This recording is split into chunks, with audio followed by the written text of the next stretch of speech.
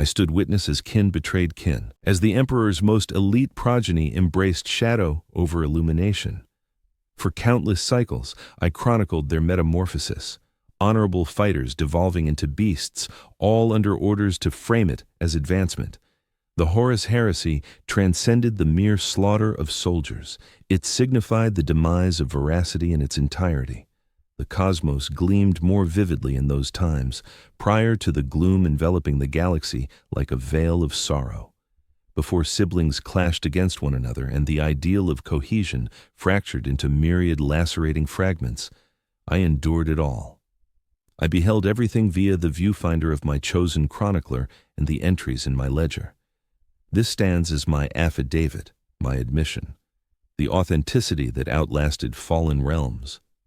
I am Race Dawn, formerly a chronicler in the employ of the Grand Reclamation.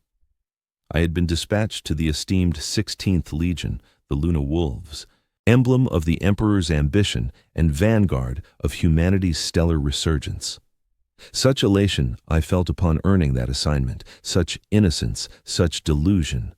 They assured us we were capturing the birth of an era of splendor, a revival of mortal triumphs and cohesion across the infinite void. They omitted any caution that we might instead etch its final gasps. Maybe they were unaware, or perhaps they knew, and deception seeded itself from the outset. I recall the moment I first stepped aboard the Vengeful Spirit, the formidable capital vessel of Horus Lupercal, the War Master in person. Its radiant passages extended endlessly, each panel buffed to reflective sheen. Colossal figures in armor patrolled those passages, their pale plating adorned with the Eye of Terror emblem. They advanced with unwavering resolve, unshakable conviction. Astartes, the Emperor's pinnacle. Incarnate armaments, yet human at core, yet siblings, yet offspring. At the start, the Remembrance cadre faced resistance. Combatants held scant regard for chroniclers and creators amid warfare. Yet the Emperor had ordained it, and his decree bound all, even his heirs, even Horus.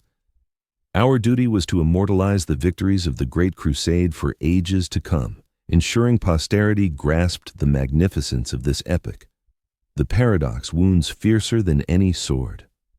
Ultimately, we inscribed a far grimmer tale. My initial encounter with Horus Lupercal lingers etched in my mind like a scar. He commanded the bridge, an imposing figure that commanded the very air, not solely by bulk, but via magnetic allure. All things and souls circled him. Even fellow Primarchs yielded to his wisdom, his foresight. It dawned on me why the Emperor designated him War Master. Horus caught my gaze fixed upon him, which shamed me then. He grinned, genuinely grinned at an insignificant chronicler. Such was his talent. He could instill worth in any soul. From the humblest deckhand to a sibling Primarch. His tone resonated like far-off thunder when he addressed me. So you're among those who will relay our saga to tomorrow.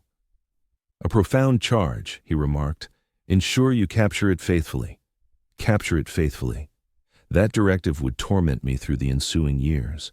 What constitutes fidelity when existence warps and twists, when allegiances slip like dunes underfoot, when deities tread mortal ground and murmur toxins into their minds? During those initial phases, I observed majestic victories, submission secured across planet after planet, some via negotiation, others via the Legion's unbridled wrath. I inscribed it all with devotion, this majestic fusion of mankind. I embraced it utterly. The imperial truth, the vow of a cosmos bound by logic and human dominion.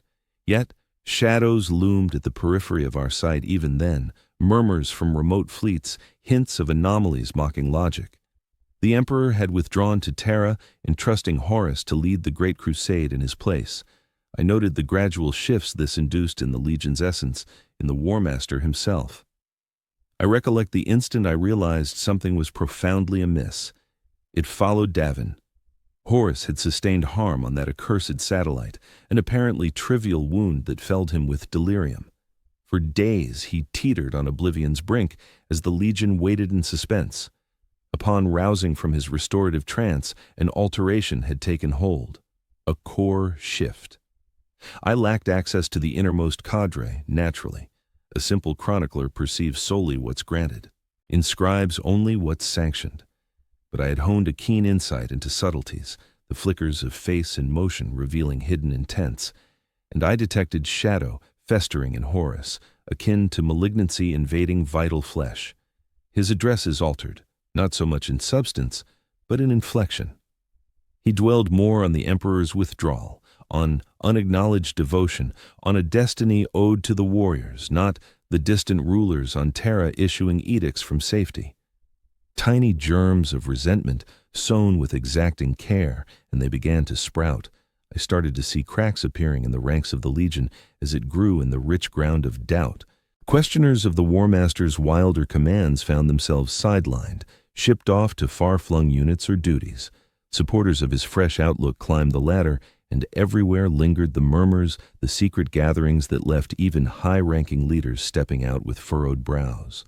Unfamiliar faces slipping into the War Master's quarters, unnoticed by most. I chronicled everything, even as my public logs began to split from my hidden diaries.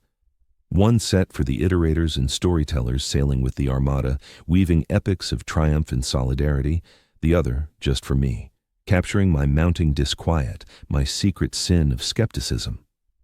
Then arrived Istvan III, the outrage that propaganda and diversions could no longer conceal. The instant the rod of treachery burst through the surface, exposing itself across the stars. I wasn't down on the planet when it struck. Only a handful of remembrancers joined the landing troops, and those who did perished, yet I beheld the consequences. The orbital strikes hammering the faithful troops sent below. Astartes turning on Astartes. A massacre defying all reason, shattering the core tenets of the great crusade I'd chronicled for so long. Pandemonium exploded on the vengeful spirit. Legionaries, unaware of Horus's scheme, faced the brutal truth of his defection. Some pledged to him eagerly, while resistors fell in place, slain on the spot.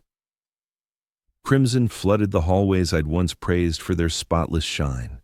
The vessel itself appeared to shift, mirroring the decay seeping into the Legion's core. I endured by fading into the shadows. It's astonishing how a remembrancer goes overlooked amid cosmic unraveling. I drifted through the decks unseen, noting horrors unfit for any eyes. The mortal staff compelled to bow before warped emblems. Astartes enacting rituals that corrupted their former vows. The gradual nightmarish shift of the Lunawolves into an alien breed, the sons of Horus, oath-shatterers. I stashed my diaries in access tunnels, behind false bulkheads, any spot that might escape detection. My sanctioned footage turned into whatever they required, boosters for the War Master's fresh agenda, falsehoods cloaked in honesty. Refusal meant death, and I'd made myself the observer of this hell. One voice needed to outlast it, to speak the reality, capture it faithfully, as Horus had once tasked me. In the ensuing solar weeks, I watched the treachery's depths reveal themselves. The drop site massacre on Istvan V, where 3 additional legions bared their disloyalty and almost crushed the loyalists' counter. I hovered in the upper atmosphere, peering via sensor feeds as the Iron Warriors, Alpha Legion, and Word-Bearers unleashed their ambush. Thousands of Astartes perished that day. The Raven Guard, Salamanders, and Iron Hands were reduced to remnants. I recall the revelry afterward, a banquet in the vengeful spirit's grand hall, Horus at its head. He dropped any pretense of the disciplined yet just leader I'd encountered initially. His gaze now burned with a sinister resolve, his words threaded with allusions to forces and ideals that chilled me to the bone. "Brothers," he declared, lifting a goblet that throbbed with its own eerie glow. "Today we've landed a strike the Emperor can't survive. 3 legions broken, 4 aligned with us outright, and others will join soon. Our vision clears at last. We pierce the falsehood at the Crusade's center. The Emperor doesn't aim to lift mankind. He craves divinity for himself while blocking our own rise." The gathered commanders bellowed their support. I noted it all, fingers firm despite my pounding fear. I'd observed the shifts in these fighters, the odd marks on their plate, cryptic symbols replacing the noble eye emblem. Certain ones had morphed bodily too, their faces sharpening into something fiercer, more brutal, inhuman. "The warp grants us revelations the Emperor suppresses," Horus pressed on. Strength he'd hoard solely. We've served as his weapons, brothers. Weapons of empire, gripped by a despot dreading our potential unbound. But that's over. Now we shape our path. Now we seize what's always been ours by right. Louder cheers, fiercer oaths of unending devotion to the War Master, his grand design. I continued logging, pondering if the figure in the shadows drew any eyes, if this was the moment someone judged I'd glimpsed and overheard enough. Too much. That evening, as I made my way back to my cramped cabin, Malagurst confronted me, the War Arm Master's aide, his hostility barely disguised. "The War Arm Master wants your thoughts on these latest developments, Remembrancer," he murmured. His tone was gentle, which only heightened the menace. "I'm flattered by his curiosity," I responded with caution. "I merely chronicle what unfolds before me, fulfilling my role." "Of course. And what exactly have you noted?" It was a probe, one fraught with peril. Right then, I realized my very life hung on how I replied. Honesty would seal my doom, yet a blatant falsehood could prove just as deadly. "I have noted the War Arm Master's boldness in defying a broken order." Quote, "Co. The Emperor's withdrawal has left an emptiness. The War Master aims to occupy it with fresh purpose. Such pivotal shifts forge the course of history." Malog regarded me for what seemed an endless stretch. At last, he gave a single nod. "The War Arm Master esteems those with sharp insight. Carry on with your duties. Chronicle this evolution. Those who come after must grasp the reality of events here." The reality. That term warped and distorted until it meant nothing. Still, I inclined my head and dipped in a bow, thankful for the brief respite, even as I understood it was only that, a delay, not forgiveness. Over the ensuing solar cycles, I gained remarkable entry to the vessel's upper command decks. My charge was to capture the schemes for the assault on Terra, the assembly of armies that would culminate in humanity's most profound treachery. Yet what I beheld was infinitely more alarming. Horus's decay extended beyond ideology or strategy. It was corporeal, ethereal, intrinsic. I caught a fleeting view of him when he believed no eyes upon him. Stripped of his grand plate, his body was altering, luminous veins slithering under the surface like coiling beasts. His gaze burned with a blaze from within, alien and eternally so. The pact he struck on Davin, the entities he welcomed, were reshaping him utterly from the core. And he wasn't isolated in this. His inner circle of commanders underwent the same metamorphosis. Abaddon, Aximand, Keb, everyone marked by that same mutating essence. They performed rites in compartments barred from the wider crew. Rituals that tainted the atmosphere, rendering it foul and profane. I documented as much as possible, but more and more, I took pains to make my sanctioned recordings reflect only their preferred narrative. The triumphant uprising against a remote, indifferent sovereign. The freeing of mankind from the bonds of imperial doctrine. My hidden logs painted a starkly different picture. The gradual fall of valiant fighters into abomination. The perversion of the Grand Crusade's noblest principles. The end of the unity dream. News arrived that additional Primarchs had sided with Horus, Angron of the World Eaters, ever the most unstable among the Emperor's heirs, Mortarion of the Death Guard, harboring grudges against the Emperor's warped gifts, Fulgrim of the Emperor's children, formerly the finest embodiment of the Emperor's aspirations, now warped into excess and indulgence, Magnus of the Thousand Suns, frantic in the wake of Prospero's ruin. The armada swelled with incoming vessels, legions, and troops rallying to the War Arm Master's banner. We had become the outright insurgents in revolt, though no soul on the vengeful spirit would tolerate such a label. To them, they embodied true devotion, upholding the Great Crusade's founding zeal, which the Emperor was said to have forsaken. I was tasked with recording a summit of Primarchs on the command vessel. Horus, Fulgrim, Angron, Mortarion, all convened to orchestrate the advance on Terra. I had encountered Primarchs previously, to be sure, but never had their aura instilled such dread as on that occasion. Each had been remade in their distinct fashion by the dark influences they now professed. Angron embodied raw, scarcely leashed fury. His form bonded with ancient machinery that flooded his veins with battle enhancers. Known as the butcher's nails, they had long pushed him toward derangement, even prior to the uprising. Now he appeared to revel in insanity, exulting in its grip. Mortarion radiated dissolution, inevitable decline. His formerly resolute visage had grown gaunt and spectral, and he trailed the reek of toxin battles and mortality. His troops, the Death Guard, were evolving too, their endurance curdling into a persistent decay that spared them death, yet denied the grace of vitality. Yet Fulgrim unsettled me deepest. The Phoenician, once the Emperor's most exquisite progeny, glided with a fluid elegance that mesmerized even as it repelled. His plate had been refashioned to flaunt, not hide, etched with motifs and emblems that seared the sight if stared at too long. His legion, the Emperor's children, had surrendered to a quest for the thrill and ordeal that drove them to the most unfathomable depravities imaginable. Overseeing the entire assembly stood Horus, altered but unmistakably the supreme commander of warfare. His magnetic presence endured, though now laced with a feral edge, a voracious undertone. When he addressed them, they hung on his every word. These near-divine figures, once the epitome of mortal achievement, were now scheming the utter destruction of all that humankind had constructed. As instructed, I documented the gathering, zeroing in on the tactical visualizations, the armada positions, and the outlined assaults in my selected footage. Yet, in my private log, scribbled urgently in the seclusion of a service alcove later on, I noted my insights into the evolution of these entities, no longer merely enhanced beyond human limits, but transformed into an alien essence, one that had soared past, or plummeted below, the bounds of humanity itself. The uprising gained unstoppable force. The Imperium, blindsided by the vastness and unity of the betrayal, staggered under relentless strikes.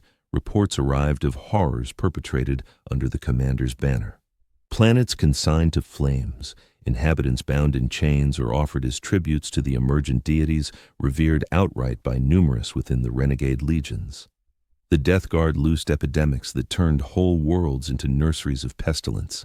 The World Eaters rampaged without restraint, their thirst for gore insatiable. The Emperor's children indulged in perversions so vile that battle-scarred soldiers averted their gazes in revulsion. Amid this chaos, I persisted in my recordings. My formal duties shifted toward propaganda, weaving tales of emancipation and upheaval for dissemination across subjugated realms. But my secret entries captured the unvarnished truth, the terror unfolding under the guise of liberation from oppression, the grotesque perversion of the grand expedition into a force that violated its core ideals. I realized my role was becoming ever more vulnerable day by day. Fellow chroniclers had vanished, casualties of the fleet's evolving atmosphere. Some fell to the novel rituals enacted by the commander's closest aides. Others were remade into servitors, their thoughts erased and forms repurposed for soulless toil. A handful had eagerly adopted the shifting order, morphing into fervent recorders of chaos's rising might. Those struck me as the most unsettling. It happened en route to Terra when I almost met my demise. Seeking a forsaken area aboard the vessel to stash yet another volume brimming with my notes, I rounded a bend and confronted Fulgrim in person, the Primarch of the Emperor's children. He stood solitary, an oddity for one of his stature amid these eras of wavering loyalties. Fulgrim had forever exuded assurance bordering on hubris. He eyed me with irises that flickered through shades as I observed a mosaic of unreal tints. "A remembrancer," he remarked, his tone lilting yet jarringly off-key, like exquisite melody twisted into dissonance. "How charming. I assumed Horus had eradicated your sort already." I inclined my head low, steadying my shakes. "Lord Primarch, I aid the War Master by chronicling his just campaign." Fulgrim chuckled, the noise akin to shattering glass. "Justness, a narrow notion. No good or evil exists, tiny scribe. Merely feeling, encounter, the boundless vistas of being." He drew nearer, and a sickly fragrance wafted from his plate, cloyingly floral and putrid in equal measure. "What feelings have marked your brief, breakable existence? What peaks and abysses have you explored?" No reply I could muster would appease him, none that wouldn't betray my revulsion at his metamorphosis. Yet deliverance came via another presence. Lord Fulgrim, intoned Ezekiel Abaddon, initial captain of the Sons of Horus, his words icy and wary. The War Master demands this chronicler for a particular duty. You'll need to seek different diversion. Quote 15. Naturally, I'd never obstruct my siblings' designs. Quote 16. The War Master shields you temporarily, chronicler. He prizes the stories you spin for the multitudes we subdue, but push not the boundaries of his grace. Quote 17. I exist solely to obey. Quote 18. Ensure you hold that truth dear. Quote 19. It's insanity, he replied after I outlined my goal. Even supposing you slip a signal past the monitors, who's left to catch it? The galaxy's half ablaze already. The rest will follow shortly. Not just any signal, I explained. My logs, every one, the honest chronicle of all that's transpired, all I've observed. Callisto's cybernetic eye whirred as he scrutinized me. And how does that help? It preserves the facts that are incinerating right alongside the ruins. Facts count, I pressed, more than ever, precisely when they're under deliberate assault and swapped for fabrications. Quote 27. There's a method, a tight beam encrypted line for standard nav data feeds, limited to tiny bursts, but with smart packing, pros could squeeze through. To where? I'd mulled this over deeply. Terror, I stated, addressed to the Sigillite. Malkador the Sigillite, the Emperor's innermost confidant, the steward of Terra while the Emperor was away. If truth stood any chance of safeguarding, he'd be the one to make it happen. Callisto let out a grating, joyless chuckle. You shoot for the stars, Remembrancer. Fine. I won't swear your records land with the Sigillite in person, but I can route them terraward via a path that could dodge scrutiny. Beyond that, it's up to Providence. It exceeded my wildest expectations.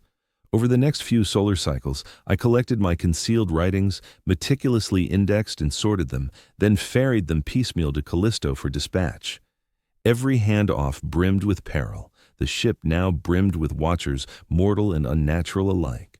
Bizarre forms prowled the seldom-traveled passages, entities spawned not from flesh, but from something alien, devoid of mortal minds or sentiments. The vessel itself was mutating, its alloys sprouting fleshy traits in spots, its layout warping beyond logical sense. As proximity to the Sol system, the rebellion's ultimate prize, increased, tension saturated the vengeful spirit's decks. Former comrades among the Astartes now scanned each other warily, probing for concealed allegiances. The mortal personnel skulked in terror, aware their existences meant nothing to the superhuman overlords they attended, while Horus grew ever more reclusive, holing up for hours in sanctums off-limits, save to his innermost circle. The uploads were almost done when catastrophe hit. I was passing the concluding set of logs to Callisto when one of Malagorst's operatives waylaid us, a massive brute in armor marked by the twin thunderbolts, symbol of the Sons of Horus's zealot fringe. The War Master demands your presence, Remembrancer, he intoned flatly, betraying no clue of my impending ordeal. Callisto and I shared a fleeting look. He accepted the data slate I'd extended and gave the slightest dip of his head. My final record would go out. No matter my fate from here, the truth would persist. They marched me not to Horus's private quarters, but to a sprawling war room where command staff clustered around holographic projections of the nearing Sol system. Terra, humanity's birthplace, the uprising's endgame prize. Horus dominated the scene's heart. His aura hit harder than ever, exuding might like solar flares, a tangible pressure that clogged the atmosphere, turning every breath labored. He spoke, and my name in H, his lips formed words that echoed like a decree. My devoted scribe, you've chronicled my rise with loyalty through these many seasons. I inclined my head, struggling to keep my expression neutral. I exist to document the reality of your elevation, Lord War Master. A hint of wry amusement passed over his altered countenance, hardly resembling the dignified profile I'd met so long before. Reality, that flexible notion, is it not? Truth hinges solely on the victor. Annals are forged by those who triumph. As you observe, my lord, he motioned toward the holographic projection. Dread lies ahead. The decisive clash draws near. The emperor shall crumble, ushering in a fresh era, one you'll preserve for those to come. This wasn't a plea, nor a command. It stood as an unyielding proclamation, as fixed as celestial bodies. Yet, he pressed on, one issue weighs on me. He signaled to a figure at my back, and Malagurst advanced, clutching a data tablet. A chill surged through my veins. It appears you've maintained a private record, one that casts our efforts in a harsher light. Malagurst powered up the device, and my own phrases echoed back at me. An excerpt from my initial concealed diary, detailing the shifts I'd noted in Horus following Davin, the seeds of my uncertainties. This raises concerns, Horus remarked, his tone steady and measured. That calm demeanor proved the most chilling aspect. The beast he'd transformed into still donned the guise of the esteemed diplomat, the prophetic commander. You've beheld the unfolding of events, remembrancer. Yet you've missed their deeper meaning, overlooked the imperative behind our actions. I remained silent. What rebuttal could I muster? Proof of my disloyalty lay exposed, undeniable. Luckily, Horus went on, this opens a door for us, a way to illustrate the strength of storytelling, how facts can be molded to advance a nobler goal. He waved his hand, and servitors maneuvered an intricate device, a neural cleanser designed for readying individuals for servitor transformation. But this variant had been refined, tailored for a gentler intent. You won't undergo a full erasure, Horus clarified, as if granting a profound favor. Your talents as a historian are far too precious to discard. Rather, we'll refine your recollections with care, remove your hesitations, realign your viewpoint, and afterward, you'll compose the authentic chronicle of this instant. The victory of liberty against oppression. Humanity's rise to its destined stature amid the galaxy's forces.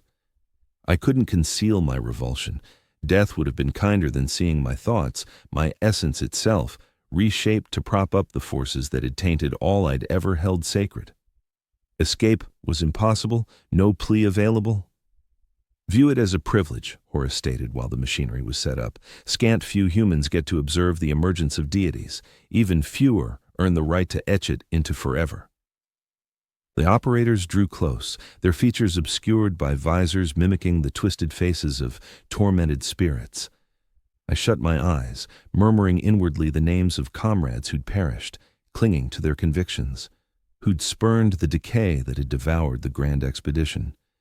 If my psyche was to be invaded, my last reflections would at least stay pure. Then, reality burst into brilliance and clamor.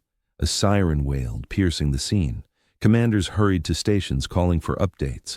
Horus pivoted, drawn by an urgent threat that eclipsed a single historian's doom. Several vessels emerging from the warp, a voice announced. Loyalist craft launching a reprisal. Horus's command sliced the turmoil like a healer's incision. Confirm. Dark Angels, my lord, the premier legion. They've bypassed our perimeter guards somehow. At last, a flicker of unease marred the War Master's expression.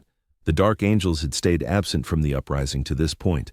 Their gene-father, Lion L. Johnson, had neither sided with Horus nor challenged him outright until this moment, ready for void combat.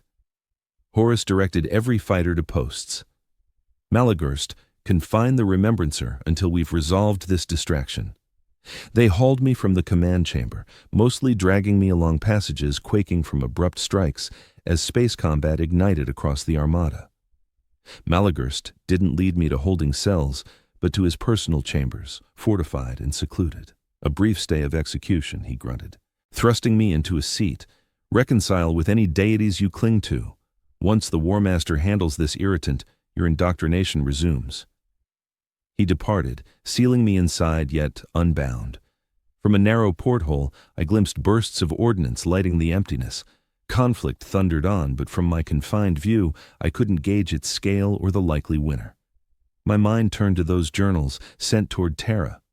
Would they arrive at their intended haven? Would anybody bother to peruse those writings and grasp the full extent of the tragedy? How the most honorable intentions had been warped by arrogance and bitterness into humanity's most profound act of treason. Time dragged on. The vessel quaked violently from repeated barrages. I caught echoes of far-off blasts. the clamor of harm being dealt to the Grand Command ship. Announcements via the onboard Vox network described assaults by dark angels, assault squads beaming straight onto the vengeful spirit. A bold, doomed endeavor, a last-ditch raid. Suddenly, the entrance to Malagas's chambers flew open, ripped off its hinges by detonations. Emerging from the haze came a warrior clad in ebony plate mail, draped with cowled garments.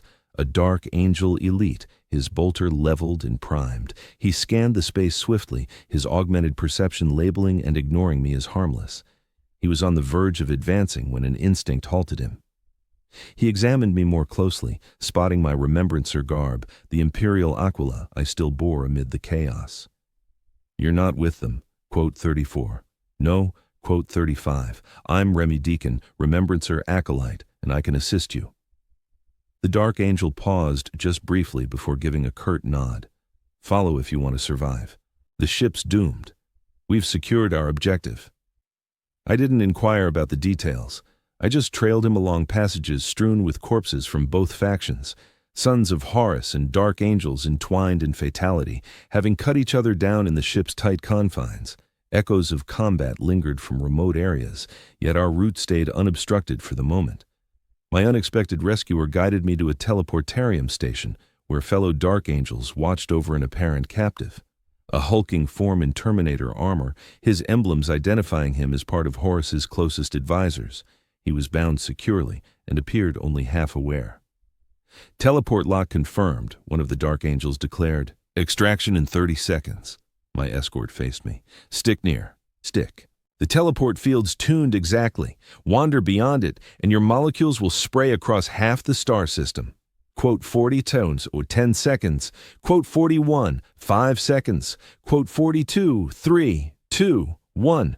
Quote 43, extraction complete. Quote 44, all assets present. Quote 45, your account holds great worth. Quote 46, but crucially, we've verified that your journals arrived at Terra. The sigillite himself has confirmed their delivery. A wave of relief crashed over me, nearly buckling my knees. "Then it was all for something," I murmured. "The facts will come to light." The librarian's face remained inscrutable. "Truth grows scarce in these shadowed days," he remarked. "The Imperium's sanctioned chronicles might portray matters far differently from your lived reality. Politics and necessity often outfights." Quote 51. "Yet somebody out there will understand."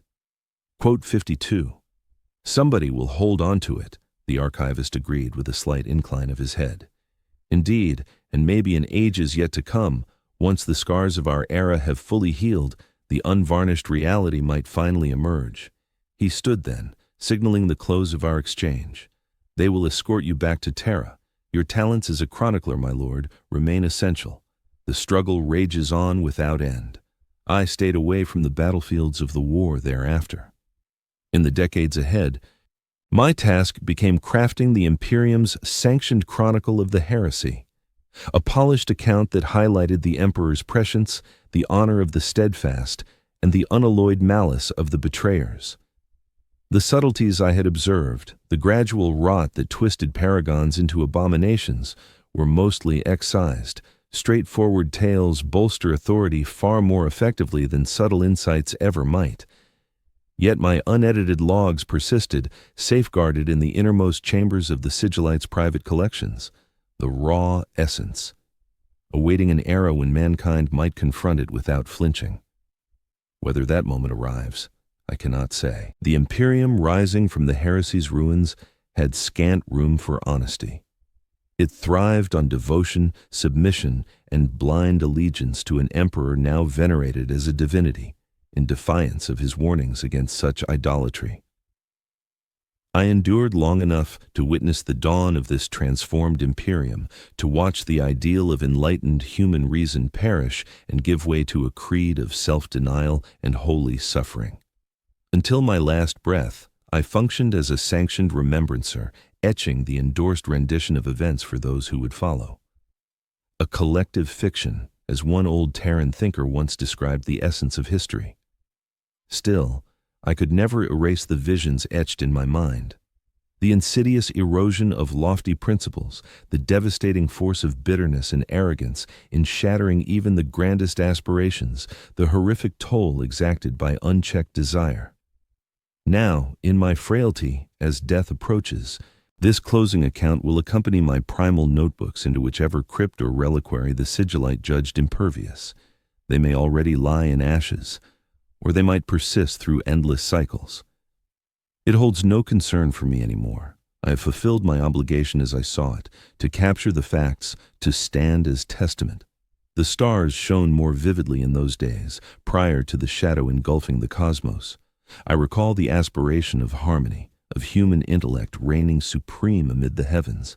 I recall Horus in his uncorrupted state, before envy and spite twisted him. I recall the emperor's grand design before it vanished beneath the slaughter of his progeny.